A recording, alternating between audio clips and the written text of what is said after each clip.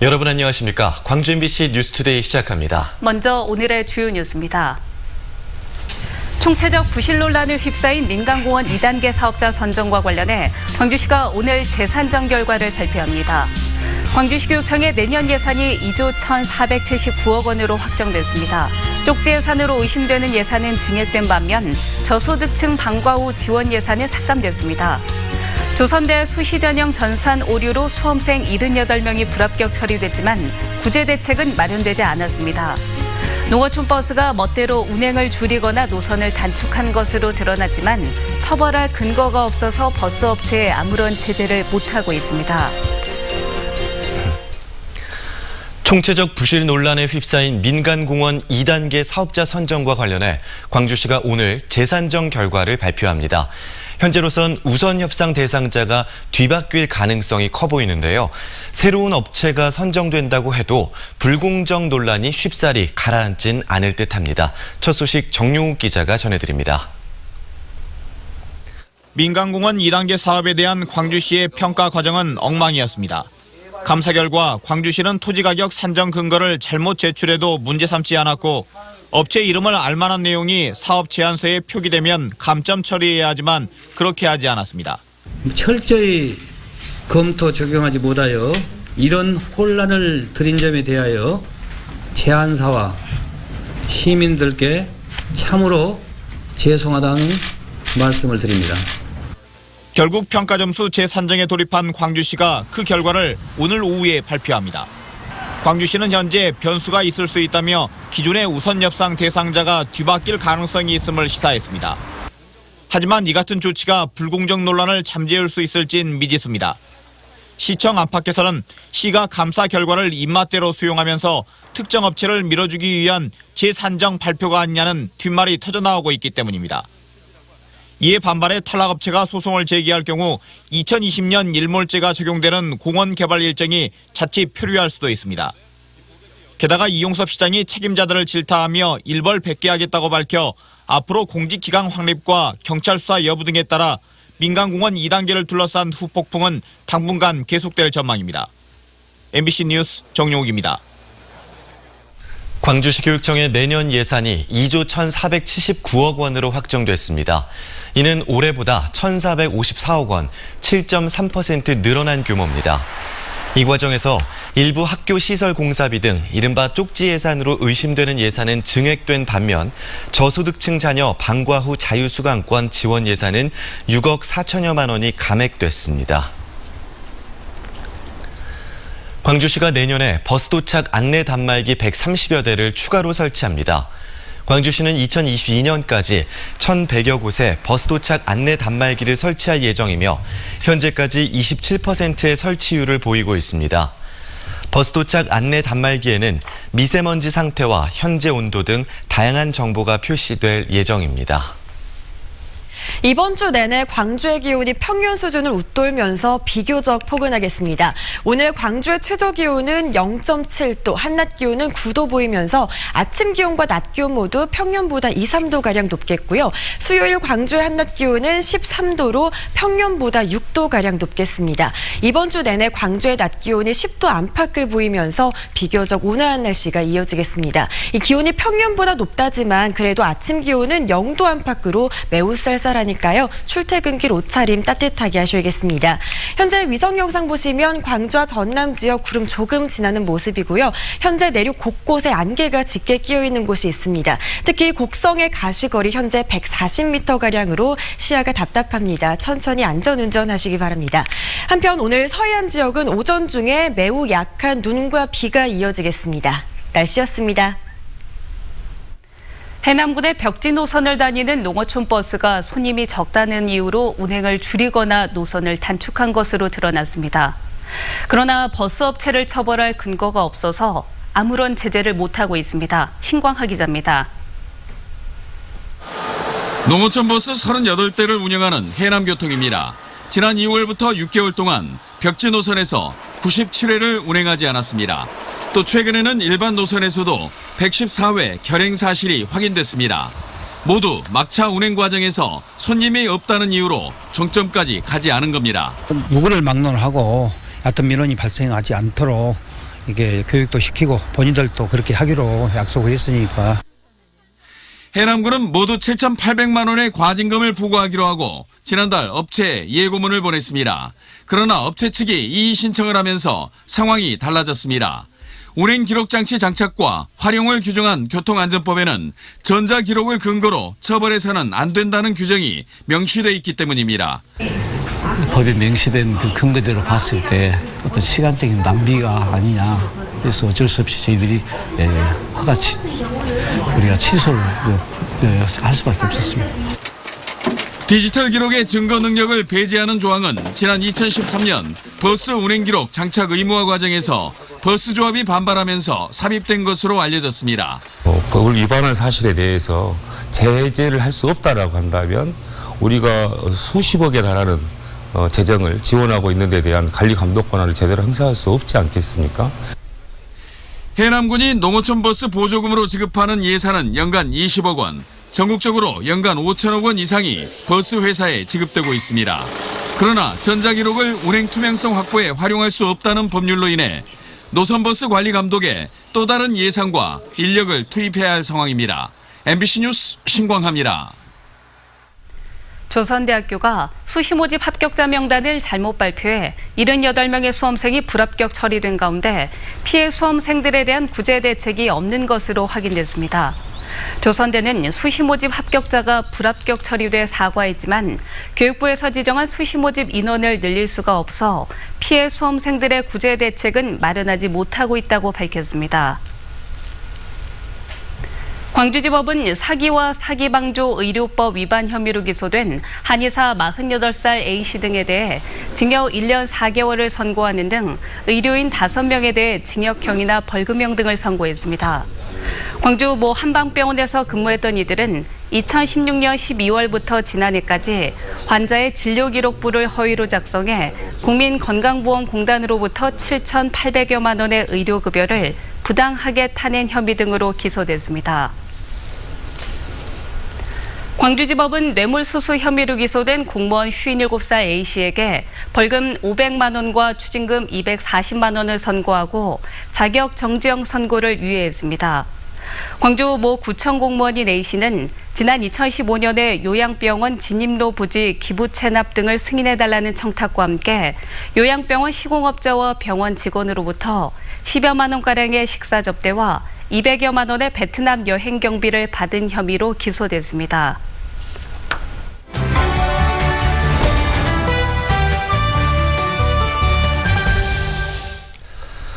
최근 충남 태안화력발전소에서 근무하던 20대 하청업체 노동자가 입사 석 달 만에 숨지는 사고가 발생했습니다. 네, 제대로 된 안전 매뉴얼도 없는 현장에 혼자 투입된 것으로 알려져 일명 위험의 외주화에 대한 비판의 목소리가 커지고 있습니다. 오승용 시사평론가와 좀 더 자세한 이야기 나눠보도록 하겠습니다. 안녕하십니까? 네, 안녕하십니까? 네, 안녕하십니까? 하청업체 노동자가 사망한 사고 이번이 처음은 아니죠? 네, 우선 2017년 고용노동부가 국회에 제출했던 통계를 살펴볼 필요가 있을 것 같은데요. 지난 5년간 주요 업종별 30개 기업에서 총 209건의 중대 재해가 발생을 했습니다. 이로 인한 사망자가 245명인데요. 사망자 중에서 하청 노동자가 212명으로 무려 86.5%를 차지하고 있습니다. 과거에 서울 구의역에서 혼자 스크린도어를 수리하던 청년이 사망한 전례가 있고요. 네. 에어컨 수리기사가 건물 작업 중에 건물에서 추락해서 사망한 사고도 있었습니다. 최근에는 태안화력 90호기에서 운송설비 점검을 하다가 김영균 씨가 사망을 했는데요. 모두가 하청 근로자라는 공통점이 있었고요. 2인 1조로 일을 해야 되는데 혼자서 일을 하다가 변을 당했다는 것도 같습니다. 그렇군요. 그러면 왜 이런 일이 계속 반복되는 걸까요?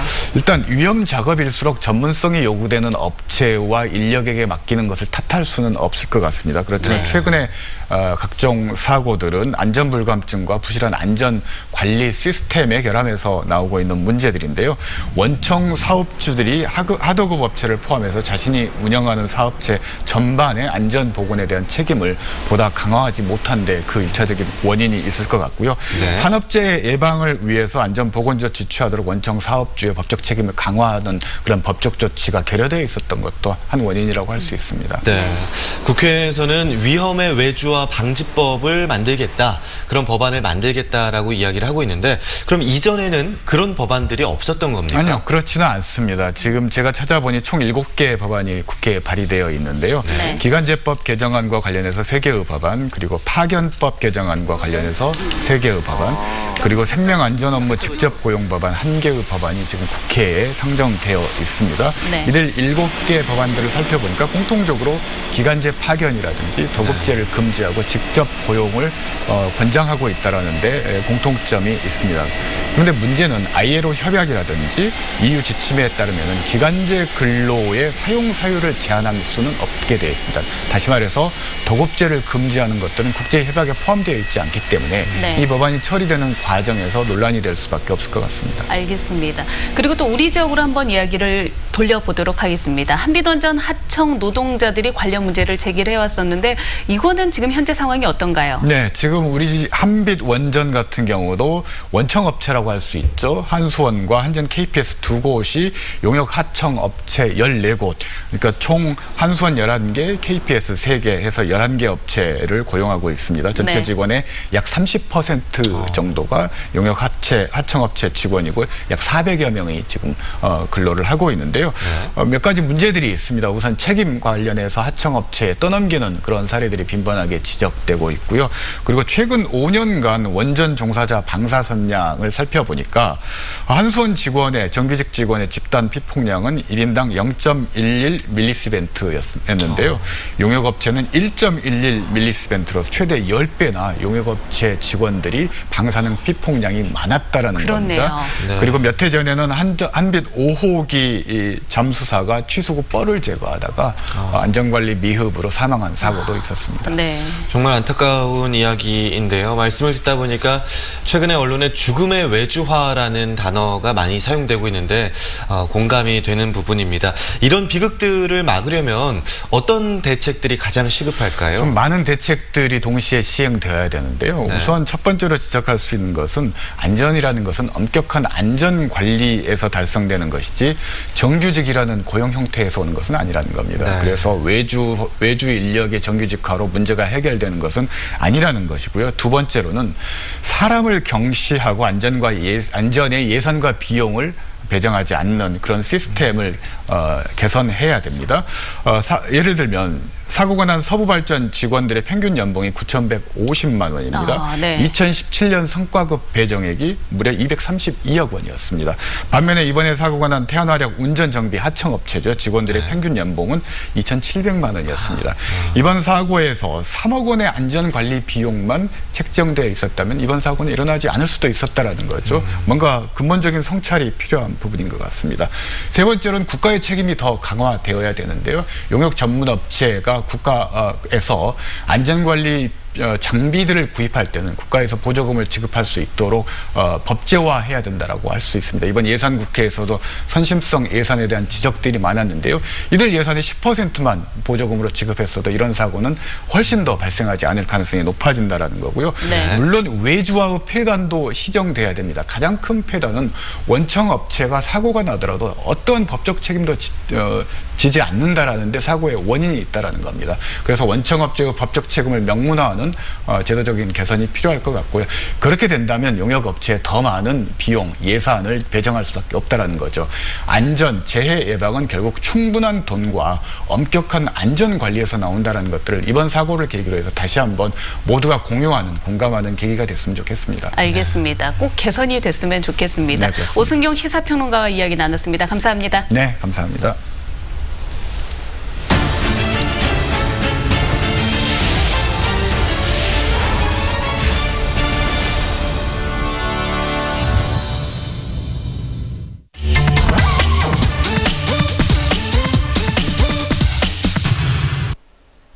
지난 한 주 어떤 소식이 SNS에서 주목을 받았을까요? 출근 시간 남해고속도로에서 발생한 17중 추돌 사고와 보성 차밭 비축제에 대한 뉴스였습니다. 어떤 내용의 댓글이 남겨졌는지 살펴보겠습니다. 영하로 떨어지고 눈발도 휘날리고 어느덧 도로가 결빙되기 쉬운 계절이 우리 곁을 찾아왔는데요.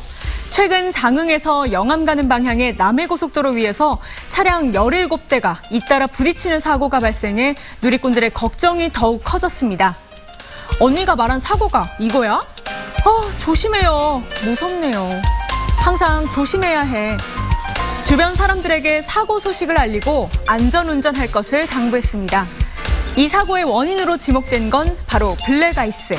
블랙아이스는 도로 등에 내린 눈이나 비가 얇은 얼음층으로 변하는 현상을 말하는데요. 마른 도로보다 빙판길에서 발생한 교통사고의 치사율이 2배가량 높다고 알려졌습니다. 빙판길 사고가 잦은 겨울철, 미리 월동장구도 준비하고 차량 운행할 때도 더욱 주의해야겠습니다. 녹차의 고장 보성에서 차밭 비축제가 열린다는 소식도 누리꾼들의 관심을 모았습니다. 올해로 16회째를 맞은 보성 차밭 비축제. 이번 축제는 겨울왕국을 주제로 한 달 동안 펼쳐지는데요. 미디어 파사드와 LED 소망카드 달기 등 다양한 참여형 프로그램을 즐길 수 있습니다. 와, 겨울왕국이래. 예쁘다. 고고싱. 반짝반짝 빛나는 축제 현장의 모습에 누리꾼들은 눈을 뗄 수가 없었는데요. 겨울 여행 어디로 갈까 계획 중인 분들에겐 고민을 덜어주는 단비와 같은 소식이었습니다. 보성 차밭 비축제는 다음 달 13일까지 한국차문화공원 일대에서 펼쳐집니다. 지금까지 댓글 소셜통이었습니다. 지방지자체가 일자리를 창출하면 중앙정부가 이를 뒷받침하는 지역 주도형 전국 청년 일자리가 올해 10,000명에서 내년엔 26,000명으로 늘어날 전망입니다. 또 5, 60대의 경력을 활용하는 지역 기획형 일자리가 새로 도입되고 노인 일자리 사업도 기초연금 수급권자 참가자가 부족하면 노령 저소득층으로 확대할 수 있도록 지자체에 재량권이 주어집니다. 전남을 빛낸 올해 최고 시책으로 국제 수묵 비엔날레 개최가 선정됐습니다.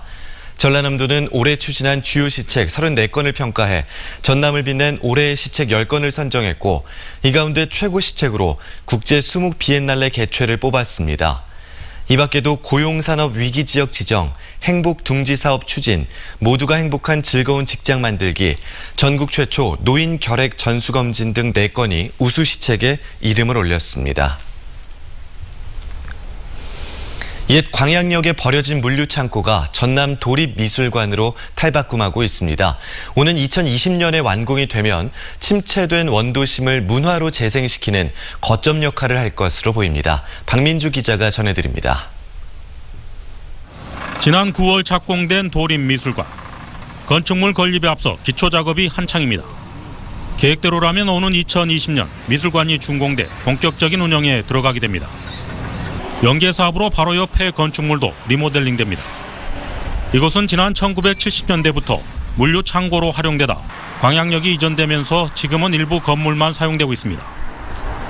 광양시는 365일 누구나 와서 문화와 예술 활동을 펼친다는 의미로 판 365라는 주제로 복합문화 공간을 조성할 계획입니다. 폐산업시설은 감성 공감형 전시실과 멀티형 공연장, 청년 작가들을 지원하는 창작실 등 젊은 도시 광양다운 복합문화공간으로 재구성될 계획입니다. 하지만 원도심에 들어선 크고 작은 문화공간을 함께 묶어 도시 재생은 물론 문화재생으로 이어져야 한다는 제안이 나오고 있습니다. 더욱이 문화 콘텐츠 운영에 필요한 청년 문화 인력 양성도 필요성이 커지고 있습니다. 도립미술관이라고 하는 거점을 잘 보완할 수 있는 지역의 다른 이런 작고 또 민간이 개개인들이 운영할 수 있는 작은 문화 공간들이 훨씬 더 많이 조성이 됐으면 하는 바람입니다. 구 광양역사 일대에 450억 원을 들여 대규모로 건립하는 도립미술관. 도립미술관이 문화 랜드마크로 지역에 얼마나 연쇄 파급 효과를 낳을지가 앞으로 관건입니다. MBC 뉴스 박민주입니다.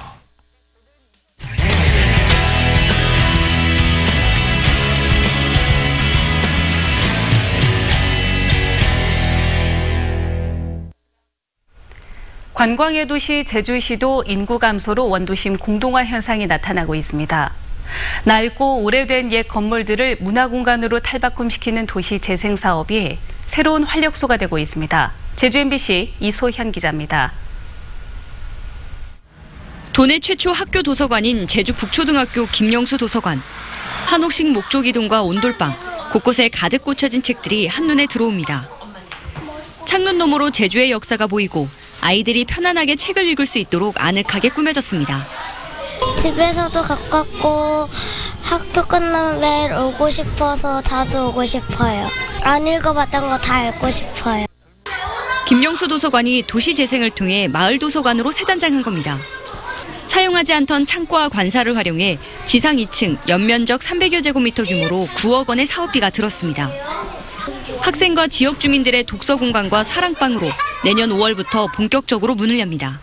지역에는 어른들까지 같이 와서 사랑방 역할을 하게 된다면 자연스럽게 옛날의 대가족이라는 공동체, 마을 공동체가 살아날 것이라고 생각을 하고 있어요. 40년 넘게 사랑받았지만 세월에 밀려 문을 닫았던 목욕탕이 전시 공간으로 변모했습니다. 9년 동안 방치됐던 목욕탕의 옛 구조를 그대로 활용해 원도심의 역사와 풍경, 주민의 이야기를 기록한 영상작품이 추억이 깃든 목욕탕 안에서 펼쳐집니다. 옛날 생각도 많이 나고요. 우리 어릴 때 생각도 많이 나고, 왜냐하면 아버지하고도 따라가지고 등 밀어주고 이런 친구들하고도 개구장이 했던 거, 그런 것이 많이 생각이 나요. 오래된 건물을 허물고 새 건물을 다시 짓는 개발의 시대. 시간과 추억이 쌓인 옛 공간에 온기를 불어넣는 작업이 계속되고 있습니다. MBC 뉴스 이소연입니다. 광주시가 올해 정부로부터 특별교부세 521억 원을 확보했습니다. 이는 지난해보다 21%, 91억 원 증가한 규모로 시 본청은 223억 원이고 자치구별로는 동구 40억 원, 서구 52억 원, 남구 67억 원, 북구 55억 원, 광산구 84억 원입니다. 특별교부세는 지방재정 여건의 변동이나 재난 등 예기치 못한 재정 수요 등을 고려해 정부에서 보전해주는 재원입니다. 국토해양부가 규제 혁신을 통해 앞으로 시군과 기업이 협약을 체결해 입주 수요가 확인되면 농공단지 미분양률 등에 관계없이 농공단지를 확장할 수 있도록 했습니다. 또 시군조례로 상행위가 금지된 도시공원에서는 푸드트럭 등 상행위가 허용되지 않았지만 공원 관리에 지장이 없고 공공의 이익에 부합할 경우 허용하도록 시군에 통보했습니다. 다음은 희망 2019 나눔 캠페인에 성금을 보내주신 분들입니다. 나주시 노하면 금안이구 반송마을에서 22만 5천 원, 복룡마을에서 11만 8천 원, 금곡마을에서 8만 5천 원, 덕림마을에서 21만 5천 원, 인천마을에서 23만 6천 원, 산동산마을에서 35만 3천 원을 보내주셨고요. 어전마을에서 5만 원, 금구마을에서 30만 원, 신촌마을에서 15만 원, 중익마을에서 20만 원, 농소 구내마을에서 11만 원, 본촌마을에서 30만 원을 보내주셨습니다.